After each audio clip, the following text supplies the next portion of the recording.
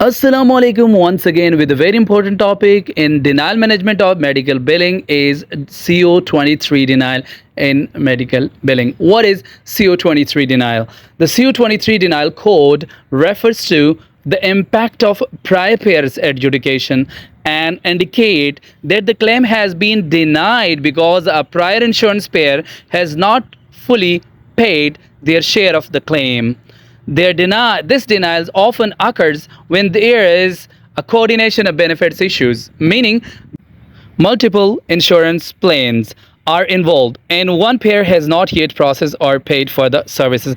नाज़रीन, इस डिस्क्रिप्शन से यही आगाज़ होता है कि ये कोऑर्डिनेशन ऑफ बेनिफिट का इशू है, यानी पेयर को पता नहीं कि मैं प्राइमरी हूँ, दूसरे पेयर को भी नहीं पता कि सेकेंडरी उसकी कौन सी है, यानी इन दोनों के साथ पेशेंट ने अपनी इन्फॉर्मेशन अपडेट नहीं की होती कि उनकी प्राइमरी जो है वो कौन सी है, सेकेंडरी को नहीं पता, और सेकेंडरी को नहीं पता, प्राइमरी को नहीं पता कि उसकी सेकेंडरी कौन सी है और सेकेंडरी को नहीं पता कि उसकी प्राइमरी कौन सी है। तो इस केस में जो है हम मज़ीद तफसील जानते हैं कि हम इसका सोल्यूशन इस डिनाइल का क्या अखज़ करेंगे।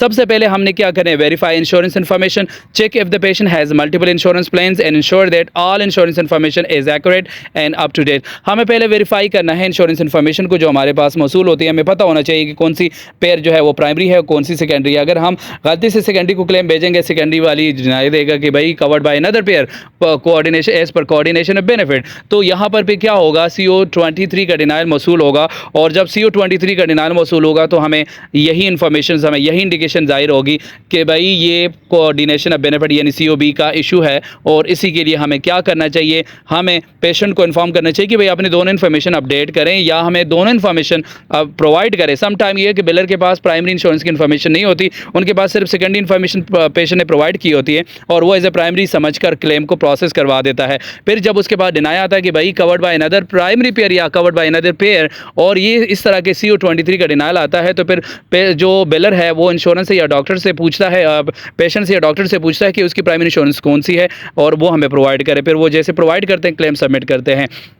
जब क्लेम हमारे पास डिनाई होता है और हमें पता चलता है कि प्राइमरी कौन सी है, तो हम क्या करते हैं, submit the corrected claims if the primary payer has denied the claim, review the denial reason and submit a corrected claim to the primary insurance with any additional information required. यानी जब हमारे पास डिनाइल मौसूल होता है और ये उसका हम corrected claim भेजेंगे तो हमें इंश्योर कराना होगा कि उसकी प्राइमरी इंश्योरेंस है कौन सी। अगर हमारे पास इन्फॉर्मेशन अपडेट हुई होगी और हमारे पास करेक्ट इंश्योरेंस इन्फॉर्मेशन होगी एज ए प्राइमरी, तो हम क्लेम को सबमिट करेंगे और प्रूफ के साथ भेजेंगे, यानी करेक्टेड क्लेम के साथ जो रिक्वायर्ड एडिशनल इन्फॉर्मेशन है वो भी अटैच करेंगे और फिर हम क्लेम को प्रोसेस कर पाएंगे।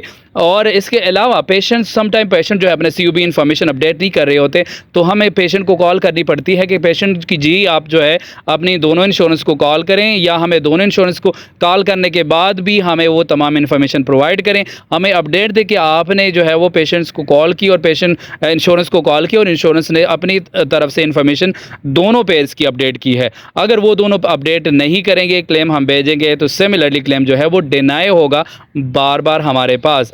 करेक्ट द पेयर, ये कॉन्टैक्ट द पेयर, यही बात हमने की कि पेशेंट जो इंश्योरेंस है उसको कॉल करेंगे, reach out to the primary payer for clarification on the status of the claim, some time it might be necessary to obtain a payment status और अपील द डिनाइल। अच्छा, हम क्या करना होता है, हमें पेयर को कॉल करनी पड़ती है और पेयर को जब हम कॉल करते हैं उसे आइडेंटिफाई करते हैं, भाई क्लेम आपने क्यों डिनाई की है।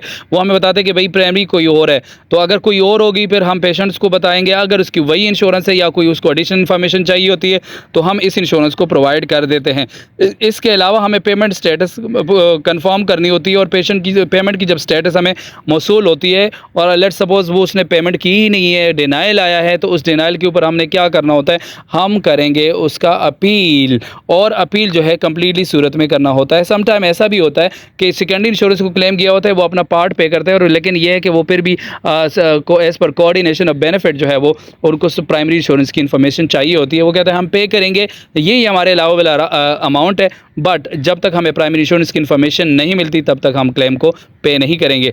Appeal the denial if the primary pairs decision is unjustified. जब हमें पता चल जाता है कि जो प्राइमरी इंश्योरेंस की जो डिसीजन है वो जस्टिफाइड है, तो क्या करेंगे, prepare and submit an appeal. हमें जो क्या करना चाहिए, हमें अपील बनाना चाहिए, सबमिट करना चाहिए, और उसके साथ साथ हमें सपोर्टिव डॉक्यूमेंट जो है वो ज़रूर उनके साथ भेजेंगे। वो सपोर्टिंग डॉक्यूमेंट्स क्यों चाहिए होती है, वो इस चीज़ को जस्टिफाई करती है, that justifies the need of payment, वो पेमेंट को जस्टिफाई करेगी कि भाई ये पेमेंट इसके लिए होनी चाहिए। सपोर्टिव डॉक्यूमेंट्स है भाई, ये जो है आप लोग गलत डिनाई कर रहे हैं प्राइमरी इंश्योरेंस, आप जो है क्लेम को रिप्रोसेस करवाएं, आप जो है वो गलत डिसीजन मेकिंग है आप लोगों की। आप हमारे पास तमाम तर प्रूफ मौजूद है पेशेंट की तरफ से, आप तमाम तर सही और करेक्ट इन्फॉर्मेशन अवेलेबल है, हम आपको भेज रहे हैं। लिहाजा आप जो है ये तमाम तर डॉक्यूमेंट्स वेरीफाई करें अपने एंड पे, अपने इन्फॉर्मेशन के साथ उसको वेरीफाई करें और उसके बाद क्लेम को रिप्रोसेस करें, उसको पे कर दें। अदरवाइज़ जो है हम आपके खिलाफ सू भी कर सकते हैं या हम पेशेंट को चार्ज करेंगे, फिर पेशेंट जो है वो अपने प्रीमियम, आपको पता है कि वो प्रीमियम पे करता है तो decision making is on the patient then. ठीक है, 5th नंबर क्या है, ensure proper coordination of benefit. हमें प्रॉपर कोऑर्डिनेशन ऑफ बेनिफिट का पता होना चाहिए prior to submitting the claim. If multiple insurers are involved, ensure that the claims are being filed in the correct order based on the coordination of benefits guidelines. नाज़रीन, हमारे पास 3 insurance available है, 3 insurances हमारे पास मौजूद है। अब हमें नहीं पता कि कौन सी उसकी प्राइमरी इंश्योरेंस है, कौन सी सेकेंडरी है और कौन सी टर्शरी है। तो उस केस में क्या करना होता है, हमें एलिजिबिलिटी वेरिफिकेशन करनी होती है। हम जब पोर्टल ओपन करते हैं, पोर्टल के ऊपर देखते हैं एलिजिबिलिटी का, इस पेशेंट्स की इंश्योरेंस आईडी हम पुट करते हैं वहाँ पर और हमें पता चल जाता है कि who is the primary insurance of the patient. ठीक है, उसके बाद अगर लेट सपोज हमारे पास मेडिकेयर प्राइमरी इंश्योरेंस है, हम मेडिकेयर के पोर्टल पर जाएंगे, वहाँ पर मेडिकेयर की आईडी पुट करेंगे, उसकी डेट ऑफ बर्थ पुट करेंगे, पेशेंट का नाम पुट करेंगे और उसके बाद एलिजिबिलिटी फाइंड आउट करेंगे। वहाँ पर जो मेडिकेयर है वो आपको बताएंगे कि भाई प्राइमरी कौन सी है, सेकेंडरी कौन सी है और टर्शरी कौन सी है। फिर उसके मुताबिक आप क्लेम को जो है वो पे करेंगे, प्रोसेस करवाएंगे, इंश्योरेंस को क्लेम सबमिट करेंगे। 6 नंबर है एजुकेट द पेशेंट। पेशेंट्स को एजुकेट करें भाई, inform patient about their insurance coverage and the importance of understanding how their plans coordinate benefits. हाँ, हमें पेशेंट्स को कॉल करनी चाहिए, इसको एजुकेट करना चाहिए कि भाई आपकी कोऑर्डिनेशन ऑफ बेनिफिट्स अपडेट करना क्यों ज़रूरी है।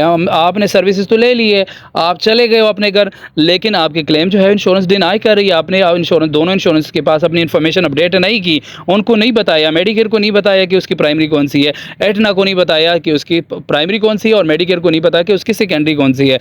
तो उस केस में क्या होगा, उस केस में डिनाइल ही होगा और डिनाइल के ऊपर जो है आप क्या एक्शन लेंगे वो हमने आपको तमाम तरह सोल्यूशन भी बता दिए। लेकिन पेशेंट को पता होना चाहिए और कि कोऑर्डिनेशन बेनिफिट्स की इंपॉर्टेंस क्या है, उसको अपडेट करना क्यों ज़रूरी है। आपको पेशेंट को इस हवाले से कॉल करनी बनती है। अगर आपको डॉक्टर की तरफ से पेशेंट कॉल अलाउ नहीं है तो आप डॉक्टर को तमाम तरह इन्फॉर्मेशन या उसकी फ्रंट डेस्क रिप्रेजेंटेटिव को तमाम तरह इन्फॉर्मेशन बता दें, उनको समझा दें कि आप पेशेंट को इसी तरीके से समझाना है और उनसे तमाम तरह इन्फॉर्मेशन अपडेट करवानी है इंश्योरेंस के थ्रू।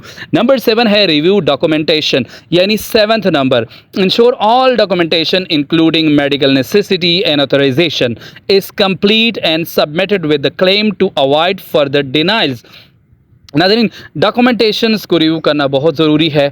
जब हम किसी भी क्लेम को, अगर इनिशियली कोई भी हमारे पास कोऑर्डिनेशन ऑफ बेनिफिट का भी पता है, हमें ईच एंड एवरीथिंग का पता है, लेकिन तब भी हमें डॉक्यूमेंटेशन का सही इस्तेमाल करना, हमारे पास तमाम तरह इन्फॉर्मेशन सही अपडेट होनी चाहिए। अगर इन्फॉर्मेशन तमाम तरह सही अपडेट नहीं होगी तो अगर इन केस फिर लेटर ऑन जब क्लेम डिनाई होता है, इंश्योरेंस मेडिकल रिकॉर्ड रिक्वायर्ड करता है और हमारे पास वो इन्फॉर्मेशन करेक्ट नहीं होती, तो तब हमें एहसास होता है कि हमने पहले मेडिकल रिकॉर्ड्स या कोई भी तमाम तरह सपोर्ट डॉक्यूमेंट है जिसमें ऑथराइजेशन चाहिए होता है या पेशेंट की मेडिकल नेसेसिटी है, वहाँ पे हमने कौन से CPT और डायग्नोस्टिक कोड लगाने थे एज पर मेडिकल रिकॉर्ड्स, या डॉक्टर ने कोई मिस्टेक की है, कौन से मॉडिफायर लगाने थे या कौन सी इन्फॉर्मेशन मेडिकल रिकॉर्ड में थी और हम कौन सी लगा रहे हैं, तभी हमें एहसास होता है। तो बेहतर ये है कि हम पहले ही से क्लेम सबमिट करने से तमाम तर अपने बिहाफ पर तमाम तर इन्फॉर्मेशन चेक करें कि हमारे पास कौन कौन सी इन्फॉर्मेशन होनी चाहिए क्लेम के लिए। नाजरीन, ये थी आज तक के लेक्चर। इन स्टेप्स को फॉलो करने से आपके तमाम तर मसाइल हल हो सकते हैं।